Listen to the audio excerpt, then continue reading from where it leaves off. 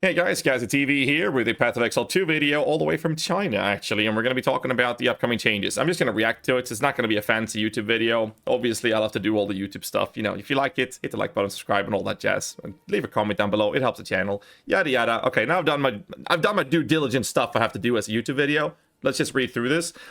I missed this note on stream. So I'm going to read through this real quick, and then we're going to check out the new one. And then when we're done with this, I actually plan on watching the entire interview that Ciceron did with Jonathan and Mark. So this is me going in without this interview.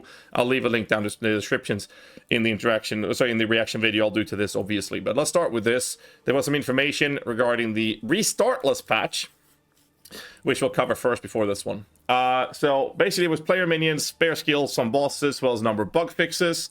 Minion changes to this patch are readjustments to change to the life and damage scaling that were in 0.2. The goal of those were to impact very high-level minions and some outliers, but affected them in a more broad scale, causing them to feel weaker than we intended, especially in the middle of the campaign. Yeah. Minions have approximately 15% more life through the early campaign, tapering down to unchanged by gem level 30. My concern with that is that defenses on minions gonna feel a little bit so-so in the endgame play. However, I did have a very fruitful discussion with Kriparian this morning for me, so last night for most people, where he is utilizing Death March approach on a Reaver and popping offerings on it with a Cleric resurrecting it instead of Rattling Scepters. So I'm a little curious how we're going to approach that. It's going to be fun. And then they said gem level 10 has 41% more damage, 1550, 2060, 30, 79% more damage. I made a post about this, and Mr. Local Identity and Lolash, they were blessing me with a nice little graph showing that basically skeletal reavers and archers had about 50 to 80% damage compared to before, and 63% of the damage for frost mages and arsonists, and storm mages, which is kind of wonky in my opinion. It felt like you're still having bad damage. However, they've done some buffs to the unused abilities, so it's not impossible that we kind of want to use like one frost mage just for the ability, which means that we actually have scaling from things like the muster support. Let me see if I have a support gem here. I found it. Which is 7% more damage for each different type of persistent minion that you have summoned, different type. So that is something we could utilize if we do go down that venue, which will be quite interesting. Life Threshold Skeleton Arsonist can target other minions and heal. The amount of Skeletal Clerics have been adjusted proportionally to the minion life changes. Adjusted damage, attack speed, and mana cost for following spear skills.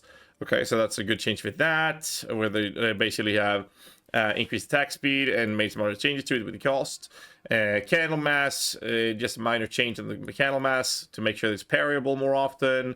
Issue with Candle Mass living rights cleaves were unblockable. Count's abilities have their ability slightly increased. It should result in him using attacks that are parryable more often. Blackjaw, skills rebalance, the visuals improves, and then there's some bug fixes, and there's no bug fix to the Spectre issue. Okay, so that's the part I missed. Basically, what it's telling me is that Spectre skeletons are playable again, which is good, and as long as the the Spectre Wisp bug is still present, you might have a smoother experience playing with skeletons than Spectres. I think that a mix would probably be a very attractive approach, especially for Infernalists having access to more spirits. But for now, I think that that's a pretty decent approach to it. At least it's going to make us playable, but I'll have to play test more to see the actual impact of it in the higher end game, of course. Anyways, we're going to be talking about the new patch changes, which is upcoming changes. This is, again, I have not watched the interview. I'll watch that after this. Today we're continuing to work on changes based on player feedback. This is a list of the update that we have finished internally. We will be deploying the following changes over the next few days. This is just a list of changes that have been made so far. They are not any only changes we're investigating. They do not represent a full list of what players are reporting to us. New player balance changes. Now that we have a lot of the nerfs out of the way, we can concentrate on buffing things that are not performing well. So they just want to nerf everything down and then buff afterwards. Like, that's kind of awkward. Sorcerer specific changes. Arc now has a lightning explosion when it hits a shocked enemy, but can no longer shock. It does not consume the shock. Huh. Eye of Winter now gains bonus elemental damage when passing through other elemental orbs like Solar Orb or Storms or Frost Bomb. Incinerate exposure duration has been increased for 8 seconds from 2. Mana Tempest can now be used with all spells and be changed to cause Empower spells to split to additional targets instead of chaining or forking. Frostbolt explosion radius has been increased by 50%. Ice Snow Freeze buildup has been increased significantly. Frostbomb explosion ratio can go for 8 seconds instead of 5. Mana remnants have been changed to work with other elemental ailments and then just shock. We're lowering the delay for ignites spreading from sources such as wildfire support to 1 second from 2, but the radius have been decreased slightly. Come on, man. Bro, it's a 1.2 meter spread radius with a 2-second delay. Both of those things is a problem. And their solution is to half the delay, but reduce the spread? Come on, man. I don't like that. I don't know why. I mean, it basically doesn't change the fact that we want to use this or not. It just feels weird. I don't know, dude. Like, this was so good till I got read the butt. I mean, I love butts. Butts are great. It's like the best shit ever. But this is not the kind of butt they're talking about. This is a bad butt. This is the only butt that could be bad. And they added that. Why not just add a picture of a nice butt and everybody would be happy? I don't get it. Bleed and Chaos Inoculation. Ooh. Energy Shield no longer prevents bleeding from being applied. Which means you can bleed enemies with Energy Shield, which is good. But it also means that Energy Shield based characters can now finally be bled. Chaos Inoculation now prevents bleeding. There you go. There you go. Okay. Oh. That means that the Lich is even better defensively with the Eternal Life, because you can't lose life when you have Energy Shield. So Lich just got an indirect buff, actually. Because they're still immune to bleed as long as you have Energy Shield. Food for thought. Passive cluster that grants you additional stun threshold based on your maximum energy shield now also increase your ailment threshold, so you will no longer be ignited, chilled, frozen, or shocked as often while using CI if you take these passes. That's a good change as well. These are good changes. You guys weren't lying. You said huge W. So far, I'm pretty excited, except for this motherfucker. But anyways, Huntress specific changes. I haven't played the Huntress. I can't really say, but the changes says parried enemies can no longer evade your attacks. I guess that's good. That's a buff, though. The spear stuck in your enemies by rapid assault now always bleeds on hit when you detonate it. The AoE has been increased by 20%, and the detonate does 67% more damage. You know, it's funny. I read 67% more damage, and I see these buffs here, 79% more damage, and the only thing I can think of is back in 3.19, where we got the introduction of Absolution in PoE 1, and they had to buff it by 429% more damage. To me, that's like...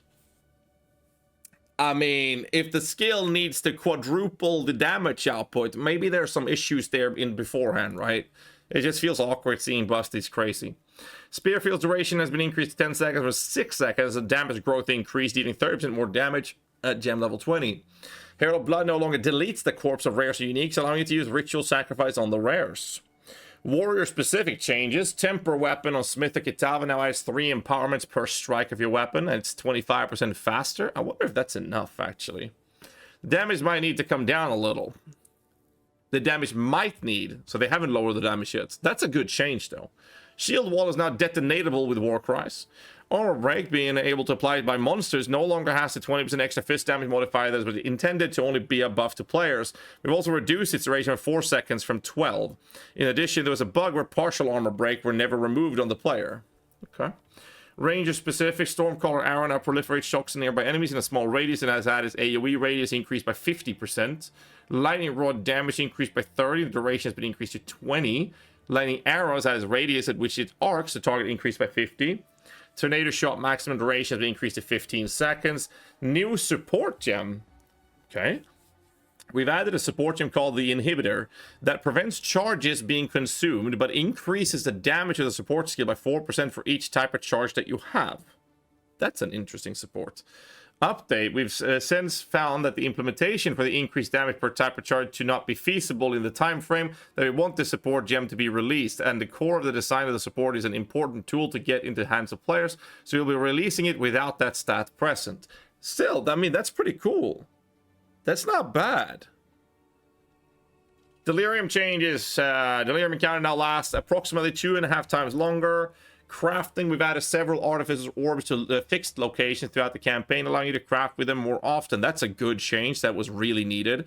We also added Runes for Attribute, allowing you to fix early game requirement issues. Attribute Runes? Oh, okay. We're also updating all runes to apply to wands and staves. And scepters? And scepters? Hello? This work will require adding specific mods for these items. We're unsure if soul cores and talisman will be added to the same time, but it's our intention to attempt to make this change. But what about scepters?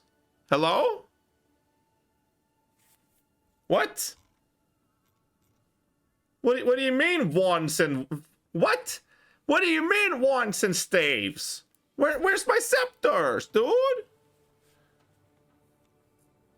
Finding rares in the endgame. During endgame, a common issue is missing a rare in the corner of a map. I literally just experienced that. They didn't happen to explore. In order to mitigate this issue, we've changed rares to show up on the minimap at all times, which I literally said that they could do that as a band-aid fix till they solve the other situation. This is good. That's a great change. That's a W, chat. Let's go. Let me see some W's in the chat, boys. That's good. Ooh, waterways. Matland waterways. We have made a change to Matland waterways to merge some sections of water together, reducing the average number of levers that it will encounter while playing it by 6 levers. Jesus. That's a good change. Monster sped. Monster sped.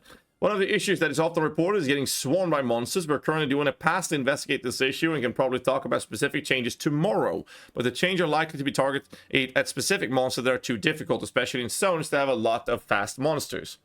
A note about the ritual exploit. Recently, there was an exploit involving reducing the deferral cost of ritual items in combination while using a unique tablet that allows for unlimited rerolls.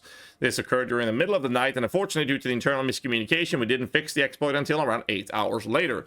We have banned 301 accounts that were clearly exploiting this, and they will remain banned. They will remain banned until the end of the current league. Thankfully, the economic impact outside of the ban accounts is relatively small. And that's all. Wow. And that's all the changes that we have finished today. The changes to this post will be deployed over the next few days, and we should have more to report tomorrow. Wow. Okay, so I know that the whole banning accounts of using game mechanics is kind of a touchy topic. Some people are on one side of the coin and other people are obviously on a different coin altogether. I just want to point out that I don't mind them doing these bans. I think that it's on track. I know it's early access. You can make that argument all you want. I like this for the simple fact that they are very adamant, no matter if it's early access or not, about making sure that if there are exploits and glitches and bugs and whatnot that is unintended, clearly unintended, that they will slap you on the wrist because they're not supposed to be there. They will completely minimize the whole quality of the league and the game, and it will have a huge impact on the market. And if those things if you don't fix those things, it's just going to be the only way to play the game, and then it's just terrible, right? So I do appreciate that kind of approach. I think that, you know, the ban part, maybe the entire one could make the argument that maybe a week would be better or something. I don't know. But what they're doing is one thing. They're sending a message, which is what they've done for more than a decade now when they do these things. They're sending a message to the world, and the community then gets to see that if you do engage with exploiting and abusing unintended features in the game like this, you will be slapped in the wrist for it. Which means that next time something like this happens, fewer people will engage in abusing that. And I think that's a good way to go about it, because we will have less impact of these things, make it easier for them to clean up the mess, right, when these things happen. If they don't do it, what they're then telling the world is that it's okay to abuse these things that are unintended, and that will destroy the integrity of the market and the economy and the game. That said, why is Elon Musk not banned, or rather his pilot account? Because that's right now sending a message to the world that account sharing is perfectly fine. Hell, RMTing is fine. Because that account's not banned.